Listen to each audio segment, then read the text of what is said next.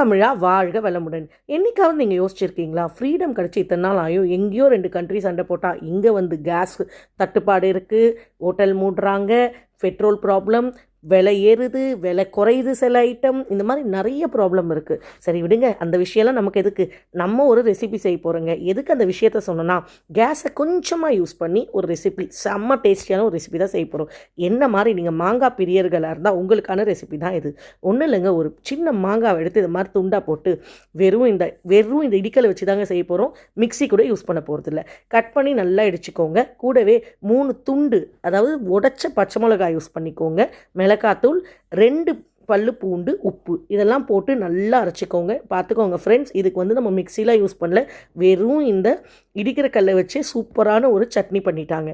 இப்போ இது ஃபுல்லாக மசிஞ்சப்புறமா நம்ம ஒரு கிண்ணத்தில் எடுத்து வச்சுக்கலாம். கடைசியாக சொன்னேன்ல, கொஞ்சோண்டு கேஸ் யூஸ் பண்ணுவோம். அதுக்கு வந்து ஒரு வானலி எடுத்து அடுப்பு மேலே வச்சுக்கோங்க. அடுப்பு ஆன் பண்ணிக்கோங்க.